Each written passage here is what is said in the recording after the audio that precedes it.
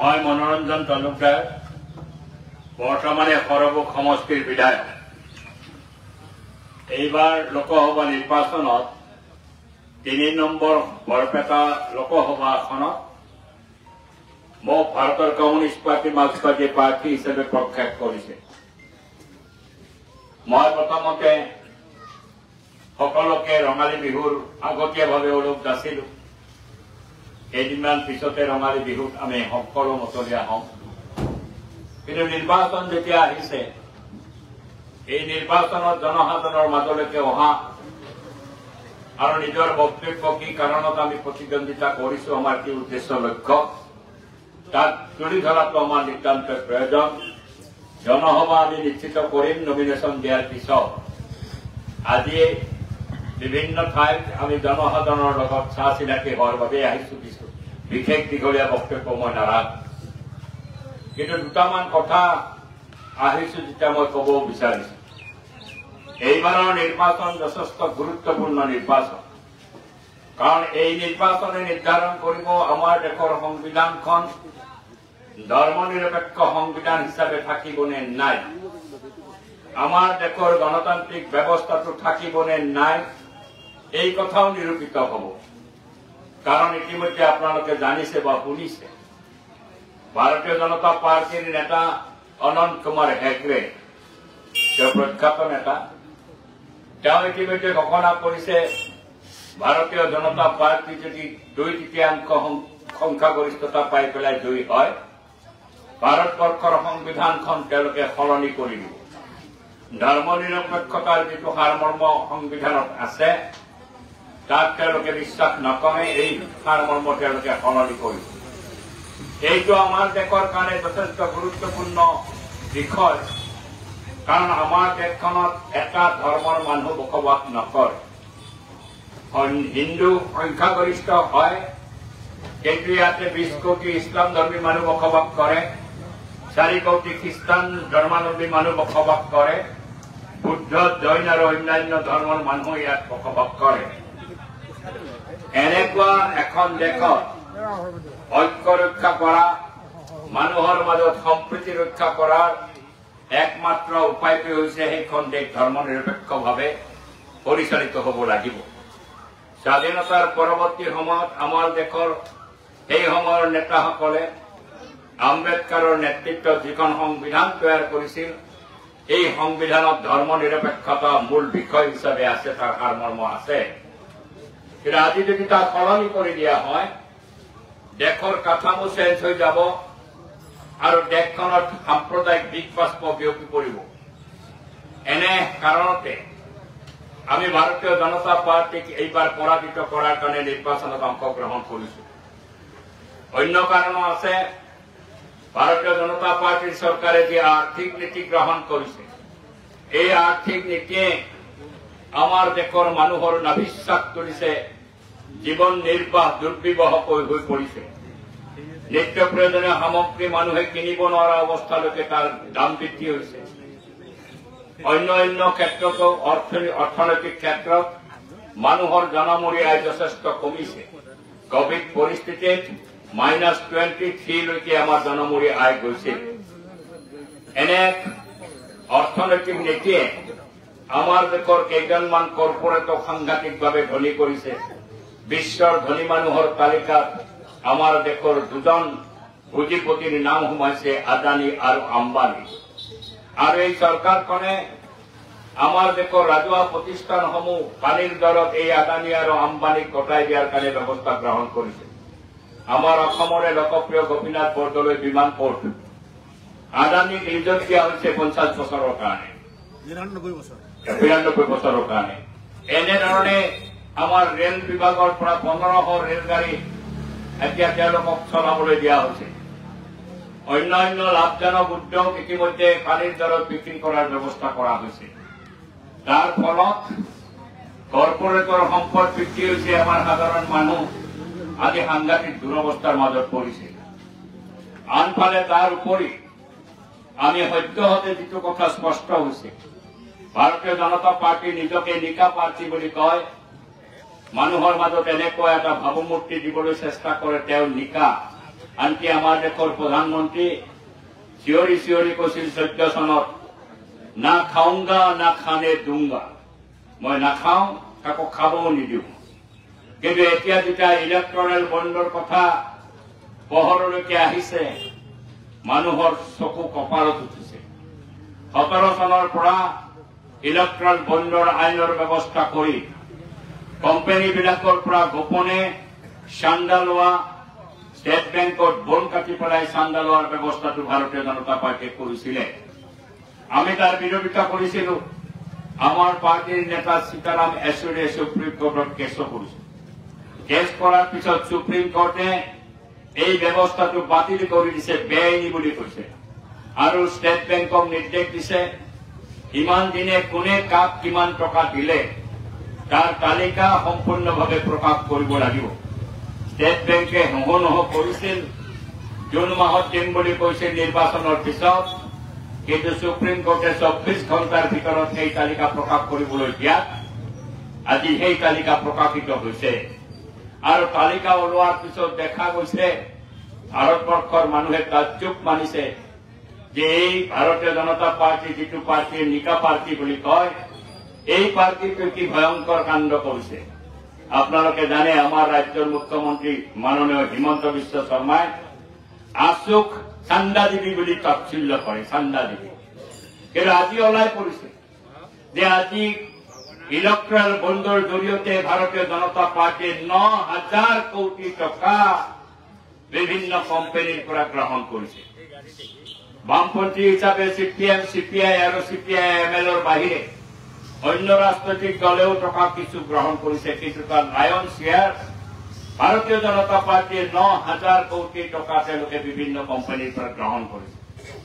আপোনালোকে নিশ্চয় জানিছে যে যোৱা 1 তাৰিখৰ পৰা আমাৰ দেশত 8 বিধ ঔষধৰ দাম বৃদ্ধি কৰি দিয়া হৈছে। কিয় বৃদ্ধি কৰিছে?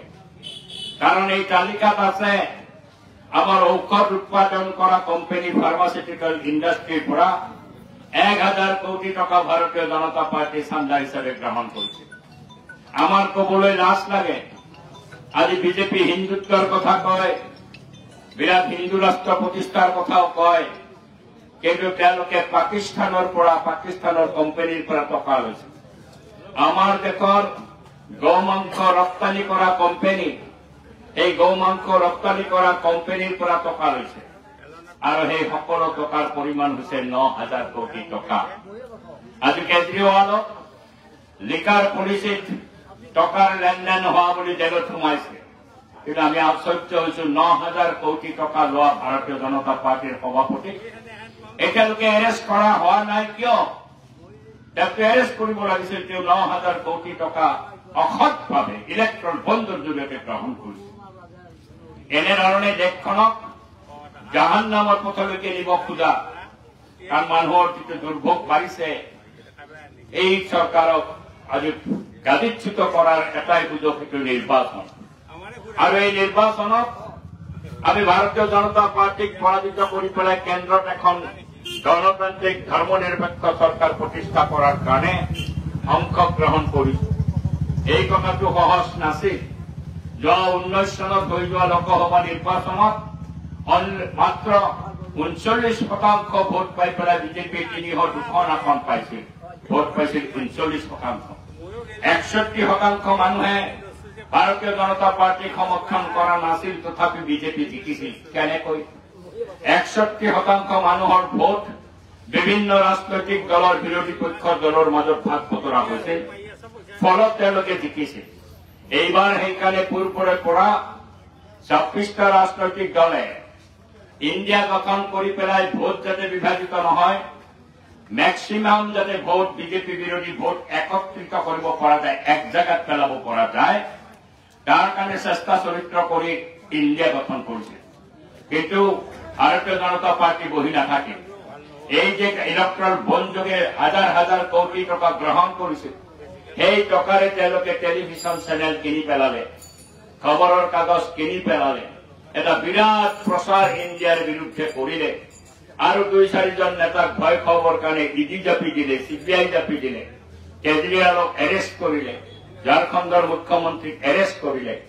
এই ধৰণৰ কাণ্ড কাৰখানা কৰি পেলাই চেষ্টা কৰিছিল ইণ্ডিয়া ভাঙি দিব। কিন্তু আপোনালোকে জানে এতিয়া নিশ্চিতভাৱে ময়ো কৈছো যে হাজাৰ চেষ্টাৰ পিছতো ইণ্ডিয়া ভাঙি নগল। 2-4খন ৰাজ্যত আজি আসন ভাগাভাগিক লৈ পেলাই বিৰোধ আছে। সেই বিৰোধ আমি নোহোৱা কৰাৰ কাৰণে চেষ্টাও কৰিছো। কিন্তু 300খনতকৈ বেছি আসনত ইতিমধ্যে আসন বুজাবুজি বিৰোধী পক্ষৰ সম্পন্ন হৈছে আৰু বৃহৎ ৰাজ্য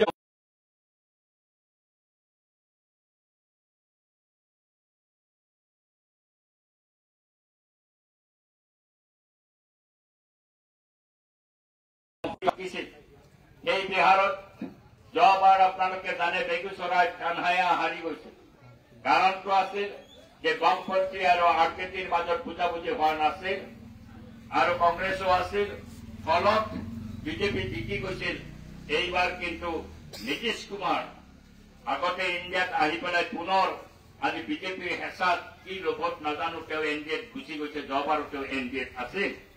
কিন্তু এইবাৰ আৰজেডি, কংগ্ৰেছ, CPM আৰু CPIMLৰ মাজত আসন বুজাবুজি হৈছে। আমি বামপন্থীসকলে বিহাৰত 5খন আসনত প্ৰতিদ্বন্দ্বিতা কৰিম। বাকী চিটক কংগ্ৰেছে কৰিব আৰু আৰজেডিয়ে কৰিব।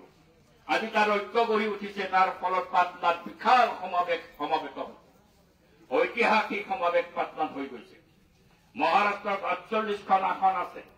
এই 48খন আসনত NCP, শিৱসেনা আৰু কংগ্ৰেছৰ মাজত বুজাবুজি হৈছে। আমিও সমৰ্থন দিছো। বোম্বাইত তাৰ ফলত বিশাল সমাৱেশ সংগঠিত হৈছে। ঐতিহাসিক বুলি কৈছে স্বাধীনতাৰ পিছত ইমান ডাঙৰ সমাৱেশ বোম্বাইত হোৱা নাছিল, এইবাৰ হৈছে। কেজৰিৱালক জেলত ভৰাই থোৱাৰ পিছত দিল্লীত গৈ পেলাই সমাৱেশ হৈছে আৰু এই সমাৱেশত এই 26টা ৰাজনৈতিক দলৰ নেতৃবৃন্দ উপস্থিত আছে। যি মমতা বেনাৰ্জীয়ে অকলে নিৰ্বাচন খেলিম বুলি প্ৰাৰ্থী ঘোষণা কৰিছে, সেই মমতা বেনাৰ্জীৰ পাৰ্টীও সিদিনাখন কৈছে যে আমি অকলে নিৰ্বাচন খেলিম, আমাৰ অসুবিধা আছে, কিন্তু আমি ইণ্ডিয়াত থাকিম, জিকিলে আমি ইণ্ডিয়াতেই থাকিম। এই ধৰণে সকলো ৰাজনৈতিক দলে যেতিয়া ঐক্যবদ্ধ হৈছে, দিল্লীৰ সমাৱেশৰ পৰা স্পষ্টভাৱে আৱাজ উঠিছে যে 400 আসন পোৱা বুলি দাবী কৰা ভাৰতীয় জনতা পাৰ্টী এইবাৰ 200খন আসনো নাপাব। আমি নিশ্চিত হৈছো যে এইবাৰ দিল্লীত ভাৰতীয় জনতা পাৰ্টী পৰাজিত হ'ব আৰু তাত এখন গণতান্ত্ৰিক ধৰ্মনিৰপেক্ষ চৰকাৰ অনুষ্ঠিত হ'ব। আমাৰ অসমত আমি 16টা ৰাজনৈতিক দলে ঐক্যমঞ্চ গঢ়ি তুলিছিলো ইণ্ডিয়া গঠন হোৱাৰ আগতে। মই কলোৱে কিছু ৰাজ্যত কিছু অসুবিধা সৃষ্টি হোৱা। এতিয়া পশ্চিমবংগত তৃণমূল কংগ্ৰেছ আৰু কংগ্ৰেছৰ বুজাবুজি নহল। তৃণমূল কংগ্ৰেছ এই জোঁটৰ পৰা আঁতৰি গল। আপে আগতীয়াভাৱে 3খন আসনত প্ৰাৰ্থী ঘোষণা কৰিলে। এখন আসনত তেওঁলোকে পিছত উদ্ৰ কৰিলে, গুৱাহাটীৰ এখনখন।